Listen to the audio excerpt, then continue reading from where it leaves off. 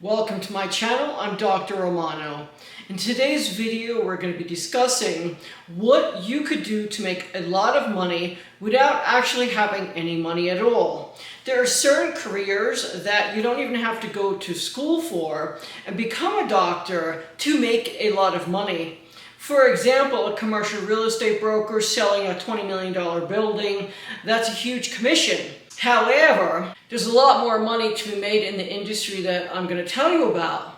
But before we begin, please remember to do thumbs up. It's right there. It doesn't hurt to press that button, but it will really help me out. And please subscribe to my channel. You will get my future videos anyway, because that's how the algorithm works. But if you subscribe, that will help me out. Thank you so much. For those of you who like finance and you like how the industry makes money and how investors make money, and you have an interest in business, remember, entrepreneurs are a very different type of person.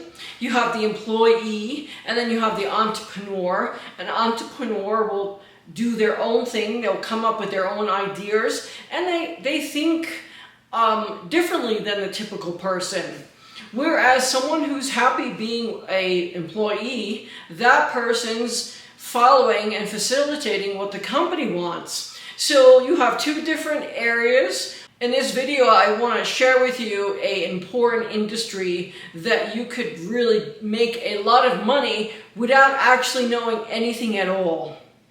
However, you need to be a really good salesman to sell a particular product or an idea, etc. Mark Cuban said, "It's easy to make $1 billion, but it's hard to keep it." Well, if you watch my channel, I will teach you how to keep that money and how to grow that money. As you know, based on my channel, Dr. Hedge Fund, the hedge fund industry is the most lucrative industry there is. It is probably the most lucrative industry that there will be in the future and in the past. However, as people realize that the investment banks are really not a good focus that they should be investing in and allowing them to manage all their capital, investors will continue to pull out directly out of investment banks and go into the hedge fund industry. However, for those of you who don't know how to trade and manage financial investments like that, there's another industry that you could be a part of. You need to be a go-getter, and you need to never give up in your dream and never give up in what you want to do. Highly successful people never give up. Joan Crawford, the movie star from Mommy Dearest, she never gave up. JP Morgan never gave up. He had his hands in everything. And the list goes on and on and on and on. I'm not going to go through every person in history. However, the focus and the future will be on the funds of funds industry. A funds of funds is a portfolio of hedge funds. And because it's a portfolio of hedge funds, each hedge fund creates a return for their client's capital. And when you have 7 to 10 hedge funds in your portfolio, it smoothens out the return.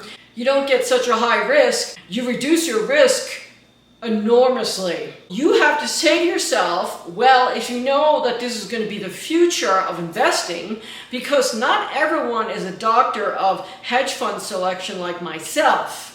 Yes, you could have someone who's in the industry for 20 years as a portfolio manager, but you have to ask yourself, what have they actually done to improve the investment selection process? And that's zero. I'm going to tell you why. Because they're focusing on managing the day-to-day responsibilities, and they're afraid to take risks. Taking risks, as a PhD graduate, I had to disprove the methodology that people are using in the industry for selecting and managing the risk of a hedge fund portfolio. And so I took the risks in creating a new strategy with an improved risk ratio. Now that you know the future is the funds of fund industry, because you're better off allowing the funds of funds manager manage the capital and select each hedge fund, because the investor is not really aware on what is a good investment and what is not for the hedge fund industry. They may have made a lot of money in the industry that they're good at, let's say real estate development or whatever it is, or if they're a surgeon or a manufacturer, whatever it is, or CEO of a company, they knew what they knew, but that's it. Just like me, I don't know everything. However, what I know really well. And if you want to be a part of this industry, I highly recommend that you learn everything that you have to on how to raise capital for a funds and funds investment. Capital raising is actually a very easy industry. You have to present the actual investment to investors, and in return, because you referred that investment to that client, you get a referral fee, or possibly, let's say if you raise $1 billion worth of capital for a funds of funds. Believe it or not, it's a lot easier to raise capital for a funds of funds because it's a pooled investment. Whereas if you're just focusing on one hedge fund and you're trying to raise capital as a fundraiser, well, unfortunately, what if the investor doesn't like the returns or that risk profile of that hedge fund? So again, that's why you should focus on the funds of funds industry to raise capital for. Don't try to raise capital for a particular hedge fund. Because sometimes the hedge fund's doing really well in a certain type of market condition, and the next year the market condition changes and they may not be doing really well. And so it'll be hard to continue to raise capital for that one particular hedge fund. And even if you're doing it for multiple hedge funds, you're not really aware of what I know. And so that's why I'm telling you, focus on the funds of funds industry. Focus on raising capital for this industry. Because as you've seen the cryptocurrency markets collapse, it's not just a typical collapse. The way Bitcoin and those investments work is that they skyrocket over a year and then they just fall down. It's not going to stay high like that for so long. And so for you to raise capital for a cryptocurrency fund, that's not possible because it's really scary. Secondly, the equity market is the best investment market to raise capital for because it has a lot of depth to it. And so let's talk about how much you would actually make as a fundraiser, okay? Well, if you raise $1 billion of AUM for the funds of funds, how much would you make? Well, I know there's legal restrictions and all disclosures, but let's just use this as an example. I'm not saying this is the actual amount that you're going to make, but let's say it's 20% of you get 20% commission, or whatever you want to call it. Let's just use it as if you were a commercial real estate broker. All right, commercial real estate brokers, they take a certain percentage of the properties that they sell, okay? So let's just say it's 20%, all right? So if you raise $1 billion and the funds of funds does a 30%, some years it could be a 50% if it allows for that in that type of market condition. But let's just use 30%. So the funds of funds does 30%. 30% of $1 billion is 300 million. So the funds of funds make 300 million almost for their clients. Of course, the hedge fund takes a certain amount and whatever, but the funds of funds only takes 10% of that. So that's $30 million in fees that the funds of funds would charge. There's other types of fees, but we're just going to do it easy because I'm not a math doctor. I'm a finance doctor. 30% of 300 million is 30 million, okay? 10%. So that's 10 million every 100 million. If you raised $1 billion, what would your percent be? Let's just say that you get 10%. 10% of 30 million is a lot of money. It's $3 million that you would get that year on $1 billion. You made $3 million, let's say, or it could be 6 million, or it could be 10 million, whatever it is, for not going to school for a PhD. you only have a college degree, let's say, or maybe you have really good connections with very wealthy people. It's very easy to raise $1 billion.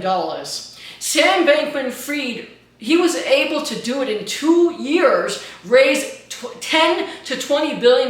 We don't know how much it actually is. I think it's $10 billion. Some reports I get is a lot more, whatever, and some is a lot less.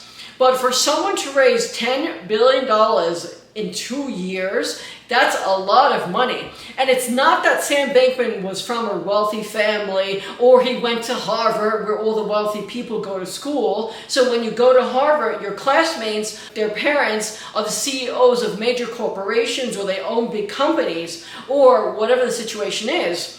But that's Ken Griffin. He had really good connections. Whereas Ray Dalio, he went to my university, Long Island University, but somehow he was still able to raise capital.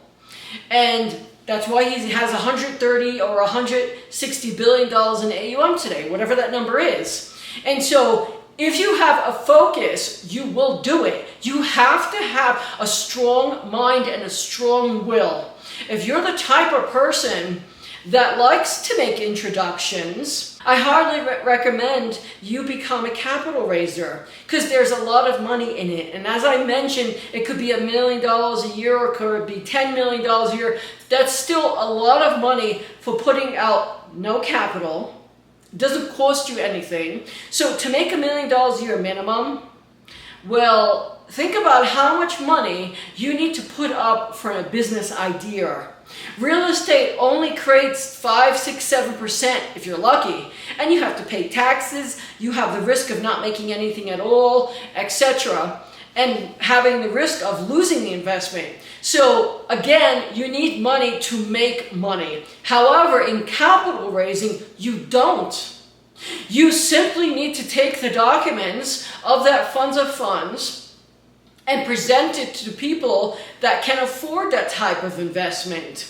So let's say a particular funds of funds has a minimum of $2.5 million as the minimum, or let's say $5 million minimum, whatever it is. There's a lot of people out there in the world that have $2.5 million to $5 million minimum to become a client of a funds of funds. And when they see the returns, of course they're going to have an interest because they're not going to make that in the real estate markets now for the next 5 to 7 years. So this is why it's a great time to raise capital for the funds of funds industry. Because you have to remember, hedge funds make money in any type of market when you create a portfolio of that. And that's called the funds of funds, as I've been talking about. So that's why you don't need any money at all. All you need to know is the talking points, just like a politician. Are you going to lose all your money? Well, the fact is that 8 or 10 hedge funds are managing the capital. So what's the likelihood of you losing all your money? Secondly, each hedge fund has an administrator, a hedge fund accountant that's a separate independent company that's handling that, and they get audits every year. So again, everything is more stringent now because of the SEC on how they regulate hedge funds. Of course, 10 years ago or 20 years ago, it was a lot different. Nobody really understood them. And that's what allowed Bernie Madoff to raise so much capital. Again, Bernie Madoff, he raised an enormous amount of capital and he didn't even trade it. It was a fake, it was a fraud. If Sam Bankman-Fried and Bernie Madoff could raise billions, well, what if you actually found a really good funds of funds that's making money that has a track record over 5 to 7 years? And that's why I highly recommend that you do this. Because face it, when you finish college or you've been working for 10 years, whatever it is, you need money to make money. But capital raising, you don't need money to make money. And that's why this industry is so lucrative. You could make a lot of money. And if you are in connections with people who have a lot of money, that's even better. Because you'll be able to raise capital even faster and big money. Because those people have a lot of money. So I want to thank you so much for watching my channel. Please remember to subscribe. Do thumbs up. It's right there. It doesn't hurt to press that button, but it will really help me out. Thank you so much.